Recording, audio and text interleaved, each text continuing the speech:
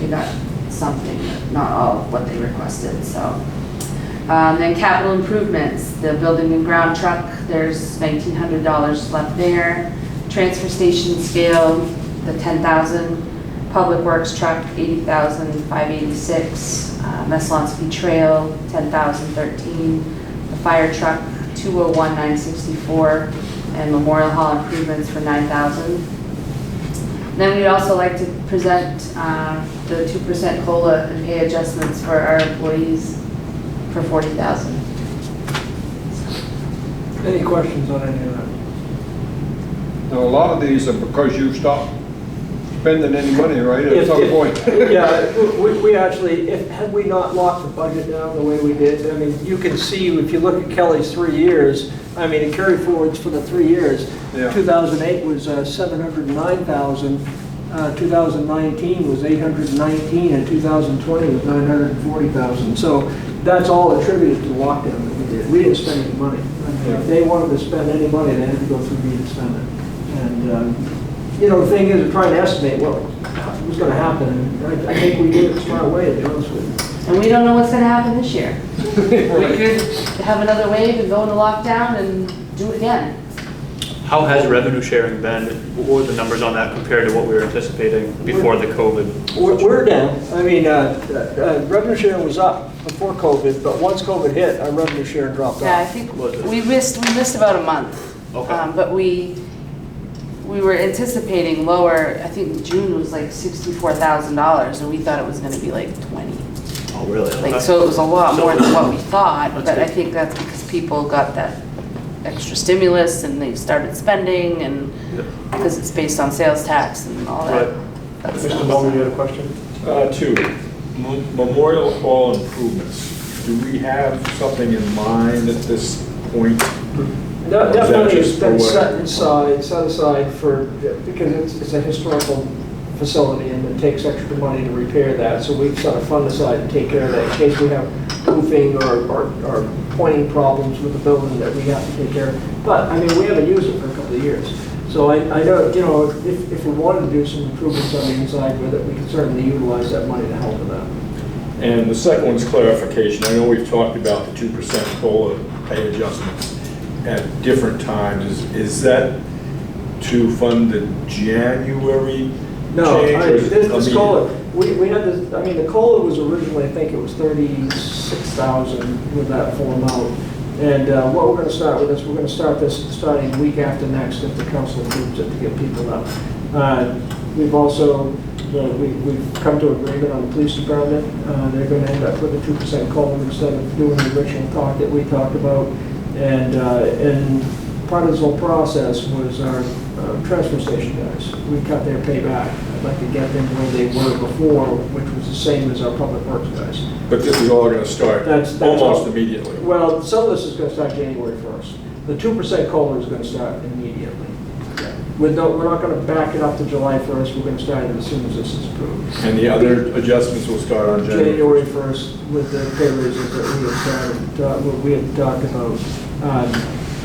You know, the thing is, everybody has contributed this money that we have for an overage. I mean, everybody shut their budgets down and stopped spending. So our employees are responsible for this financial situation we're in. And I can tell you this, there's not many towns that are sitting as good as we are financially. I mean, even coming into this year, I know that there was a lot of talk about not changing my budget and stuff. I still, you know, I heard what you had to say, but I still feel a lot more secure doing it the way we're doing it. And I think we're going to come out okay because of it.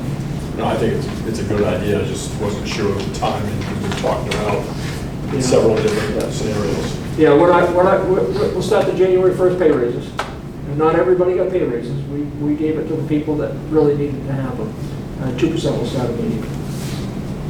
Got a question? Gary, on that 9,000 Memorial Hall, some of that, I think maybe that whole amount was put aside to do some pointing up on the brickwork on the outside where some of it's looking a little ragged, and also maybe silicone treating the the whole walls to keep the moisture from getting in between the courses of rock and stuff. You know more about it than I do then. Yeah, And, that was what that was put in there for, I think, a few years ago, and I know that we we've done need more than that to do it. I think at the time when we put that in, I think we was talking, that probably wouldn't cover the whole thing. I mean, maybe do one side, Yeah. and I know AJ's just been so out straight, he Yeah. hasn't really had time to dig into the project. I will talk to AJ about it because But some of the, you can see up along the top, some of the brickwork and stuff, the mortar has dropped out.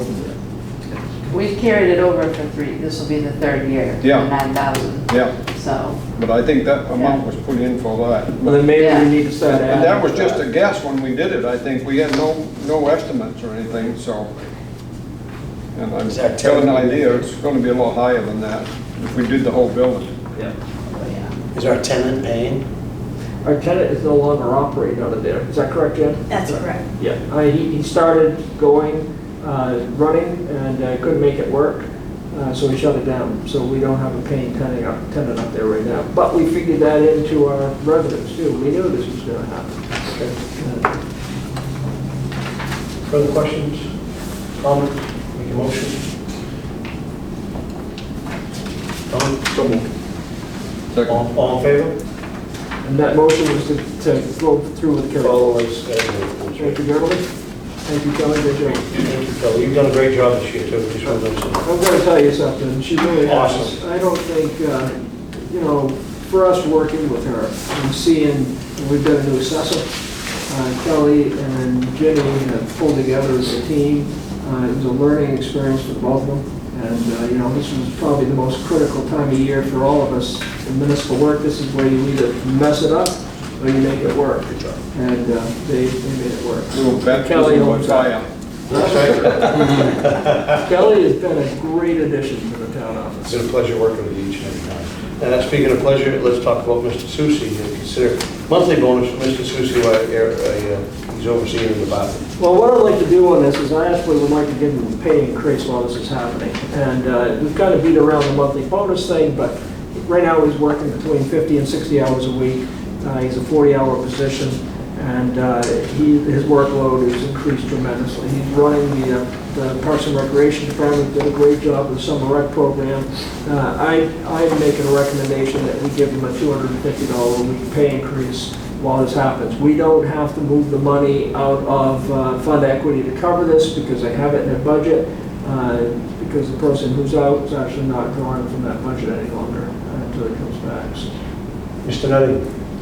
So you propose instead of a bonus, to increase his pay by $250 a week, right. just until Until he stops doing Until he it? stops, yeah, and then he'll go back to his other pay rate. He was part of my plan for next year to bring him up. He's the lowest hourly paid employee we have in the town of Oakland at this point in time. And so my plan was next year during our budget process was to move him up so he's at the same level as people. So he's gonna go up and then probably come back down at some point and then get Go back to up. January 1st and then go up some Yeah, amount? yeah. Mr. Bowman? Is this retroactive? Is it starting on a given date? It's gonna start once, it'll start next week, next paycheck. He's making $16.58 an hour, $16.78, somewhere's in there. And this will bring him up to around 21 or 20. He ran 4 weeks of rec by Well, himself. that's what I'm saying. Should we be paying him for the rec Well, program? we would, but I talked with him, he's tired, he's gonna take a vacation, we're gonna give him a free vacation on this, so that's gonna make up for it. So his pay is going to what? Between $21 and $22 an hour, I'd have to figure it out. It's $250 a week above and beyond what he's currently making. I'd make a motion, we accept that pay increase for Ryan and take a look at it when Eric comes back, see where he is. Motion is made, seconded by Mr. Bowman. All in favor? Gentlemen? We need to appoint 2 new representatives for KV COG General Assembly. Yes, so that's that time of year, Dana, I know he's been the person who's been running the show over there. And I would like to see if you would be interested in continuing on with that process. Yeah, I guess so. Is there anybody else who If would you'll like have to, me. anybody else who would like to be the representative number 2? If not, then I'll take that. I nominate Dana and Gary. Second. All in favor? Next. Get the paperwork taken care of. Good one, Bob. And then we have to sign a sewer commitment. Yeah, I actually have one more item too on here. I don't know if I got to point to it. Maine Municipal Association has sent us a ballot on the nominating process for the vice chair. And there's a couple of other programs that we got to pick. We have to vote for one for the vice chair. They've only got one applicant. We have to vote for 3 on the nominating committee, and there's only 3 applicants. So I need to go and know if you support if I take the ballot and fill these 3 in one in. I'd make a motion, we vote for the 1 vice president and the 3 executive committee members shown on the ballot. I'm going to send that. Motion's made. I second it. I don't mind doing it, but, I mean, they give us 1 person to choose 1 person, they give us 3 people I to know. choose 3 people. I know. Thanks a lot. I know. I agree. What they have is a committee that meets and interviews any applicants they have Oh, I know, and narrows it down to. I know. But did we know that they were taking applicants? Or- I don't know if there were any others. I No. know last year there was, because I was on the committee last year. Oh, And they interviewed them all and narrowed it down to the 3 on that they my wanted. only objection is it's kind of an internal thing, and when they allow us to finally vote on it, the horse is gone. Pass it out. Chairman, anything else, Gary? That's it. Nothing else. Going across the audience tonight, Mr. Cox has some commentary. Robert, go ahead. We've already heard. Nate, thank you for joining us. Thank you. Go across. We need to approve the sewer warrant and have people sign. Mr. Broder, do you have anything tonight? I do not. Mr. Knight? When can we expect the tax bills? Everybody got yours? Get mine. I got mine. Oh, I don't care about getting mine, I just had people ask. Well, they went out, you should have got it, I don't know, I got mine last week. Friday, I Saturday. got one you can have. Really? I don't plan on going to the post office, so You I'll get mine for a while. haven't seen yours. Interesting. Yeah. No rush. Sorry I mentioned it. We had a mysterious donor that paid your property taxes. Christine took care of it for you. Mr. Bowman, do you have anything, sir? Mr. Rickman? I had something I just wanted to bring up as a heads up. Probably everybody read in the paper where the Energy Committee for the legislature passed to the legislature that they would recommend buying the power companies in the state of Maine and having them state-owned utilities. And if that happens, we won't be getting any property tax from them, I don't think. So I don't know how we're gonna pay for our fire station and all the other things that we pay for with the property tax from Central Maine Power.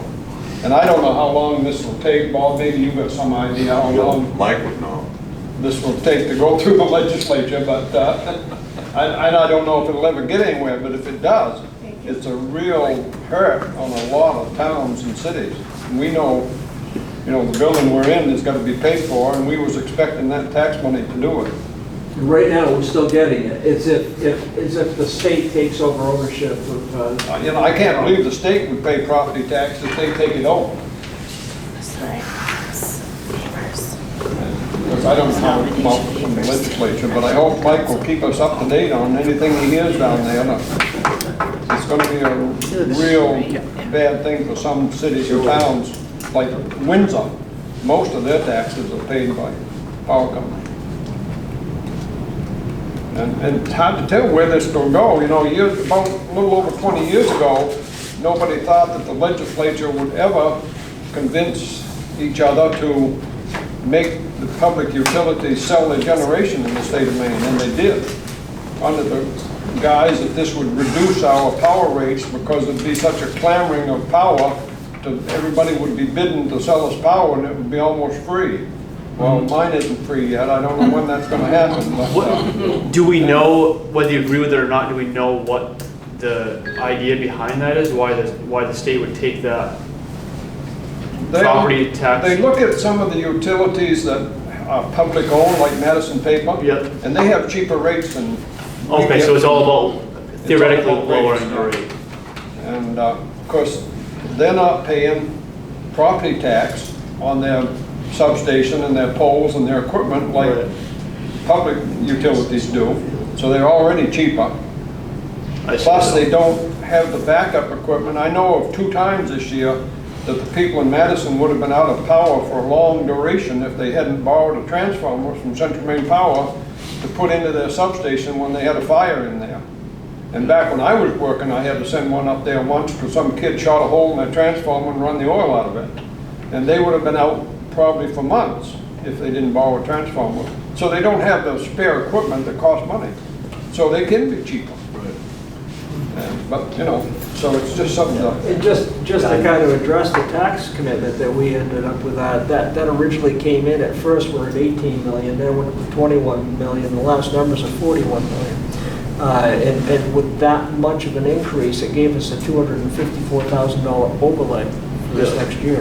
And if you heard the numbers there, this year we had 48,000. We've never seen an overlay like that, ever. I think that's the biggest in the history of Oakland. And, you know, and the thing is, with the uncertainty of this time, the best thing we can do is just run that into next budget, because we don't know where COVID's gonna go. So, I mean, financially, we've never been in a position, even with the situation we're in right now, it's because of the $41 million. And if we lose that, we're all of a sudden a community who has a lot of our eggs in one basket now. We've never had that situation. We've always been diversified between residential and commercial, but now we have one commercial entity that's got $41 million worth of property tax. Right. It's like having a paper company. Yeah, no, that'd be not good if we lost that. No, Sure. so what Dana's saying, the point is it would really impact us in a bad way. I mean, your rate may go down a bit, but then the state's taking up the cost, and now my taxes are probably gonna go up to offset it. Yeah, they're saying the rates will go down, but I hope they go down enough so that we can raise the tax